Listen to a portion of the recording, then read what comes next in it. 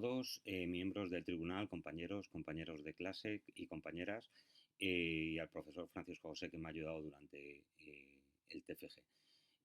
El tema que he escogido estaba un poco predestinado en este caso, ya que soy padre de una persona con autismo. Mi hijo empezó siendo una persona con TEA verbal, ya que llegó a decir 50 o 60 palabras. Sin embargo, al regreso de un verano, sin saber muy bien por qué, pues perdió totalmente el lenguaje por una regresión autista, ¿no?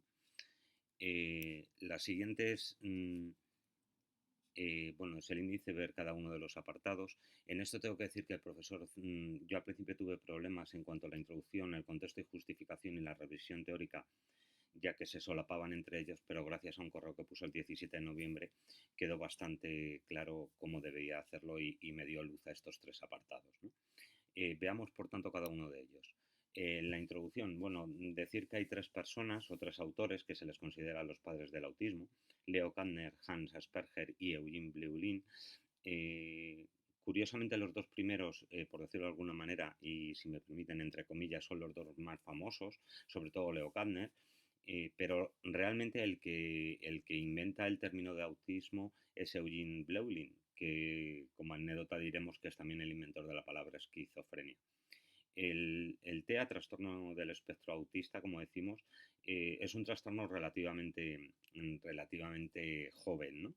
Eh, Vemos que es en 1943 cuando Leo Kanner establece los tres ámbitos sobre los que el TEA crece como trastorno, y que en la actualidad se siguen, a pesar de que la ciencia efectivamente ha avanzado, pero se siguen hablando de estos tres ámbitos. Leo Kanner observó que las personas con TEA pues tenían problemas del lenguaje y la comunicación, una falta de interés por estímulos del entorno y una falta de relaciones sociales. Aparte de esto, el trastorno lleva a otra serie de consecuencias negativas para el sujeto, como pueden ser la torpeza motora, un interés desmesurado por ciertos temas como los Aspergers o una mala coordinación, ¿no?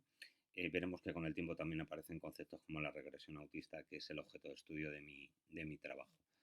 En cuanto al el contexto y la justificación, bueno, pues nos habló el profesor que era un apartado en el que había que decir cifras, ¿no? Yo he cogido 5 apartados donde se puede ver la importancia que tiene el TEA en la actualidad, y para ello, por ejemplo, el interés de la ciencia. Para ello cito a Barón y Cohen en el 2013, donde estiman, por ejemplo, que entre 2 años, solo el 2010 al 2012, se han realizado más estudios que en toda la historia sobre el TEA.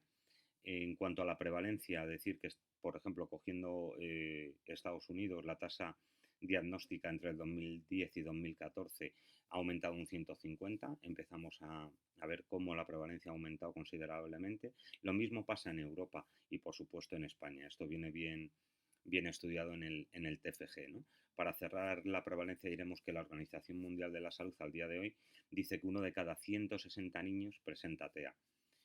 Otro apartado importante de cifras, lógicamente, es el coste económico, ¿no?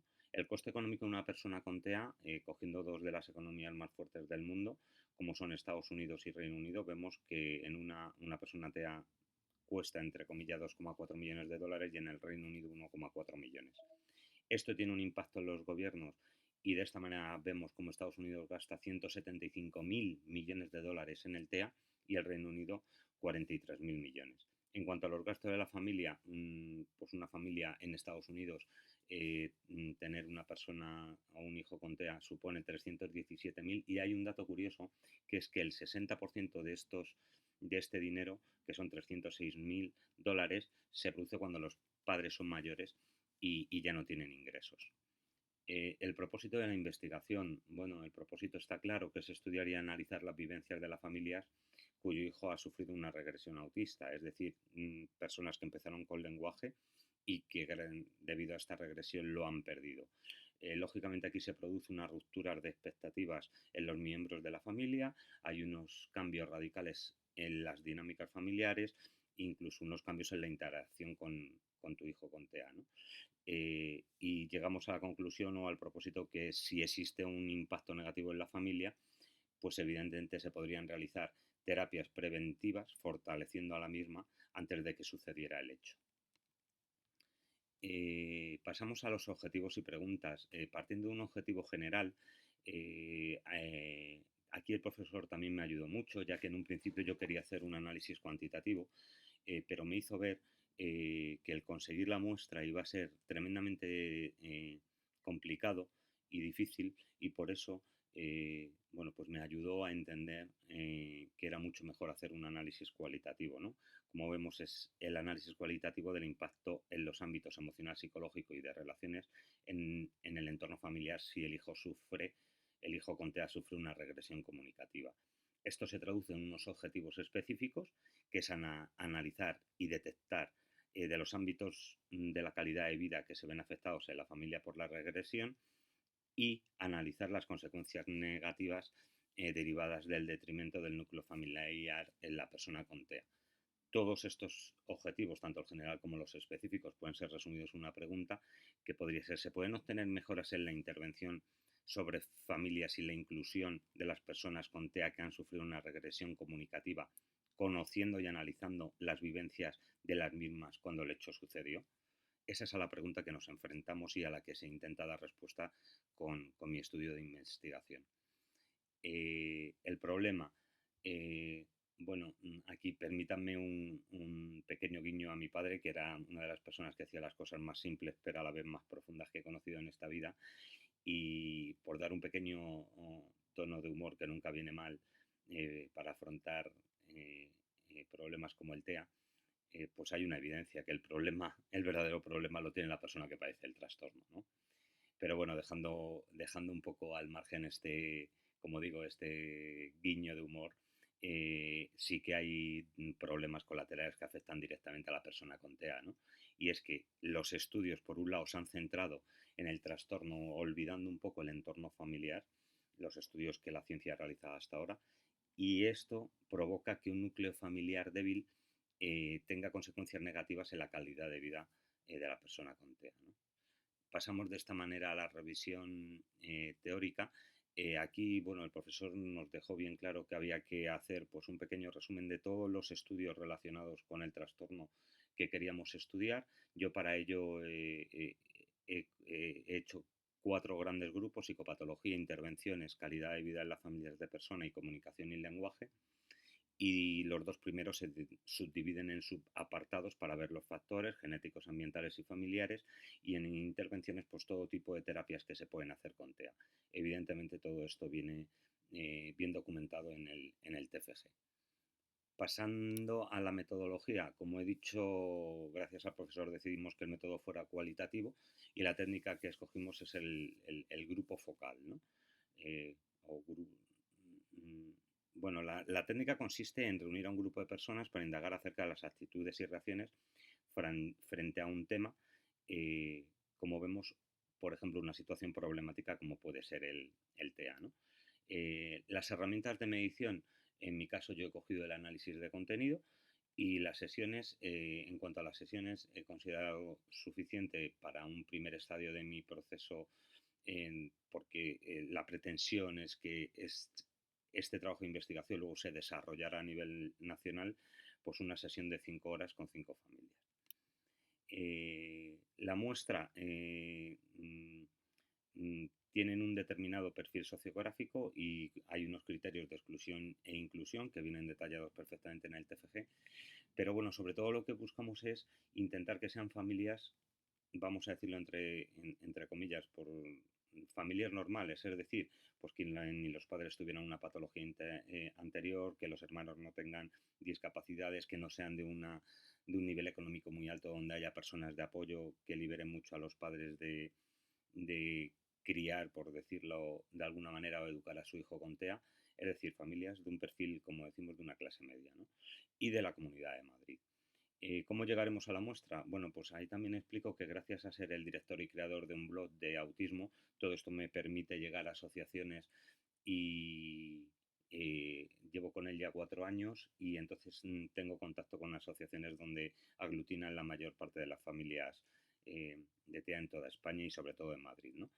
Eh, en cuanto más decir, bueno, herramientas y todo el diseño de la metodología viene, como digo, en el TFG, pero me gustaría recalcar como punto importante la importancia de investigador y coinvestigador en la técnica elegida, pues ya que depende de ellos en gran parte que el grupo focal pues salga correcto, ¿no? ¿Qué resultados esperamos obtener?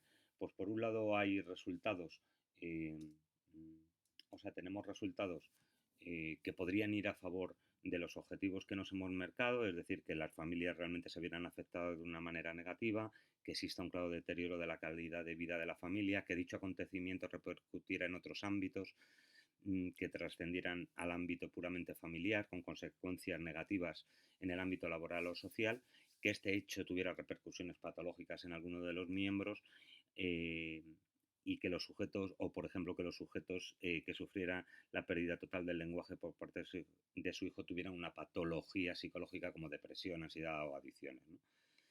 Esto si fueran a favor, pero los resultados también pueden ir en contra de nuestro objetivo, es decir, que realmente no exista ningún cambio en la familia, que el hecho de la pérdida del habla haya sido asumido por la familia con total tranquilidad, que las relaciones familiares no se hayan visto afectadas, que ningún familiar haya sufrido ninguna patología y que no haya sufrido ningún cambio más aparte en el ámbito familiar, es decir, que no haya repercusiones negativas ni en el ámbito laboral ni en el social, ¿no? Dependiendo si estos resultados son a favor, llegamos a una serie de conclusiones que podríamos decir o podríamos considerar hacer terapias a priori y no cuando el hecho de la regresión haya tenido lugar.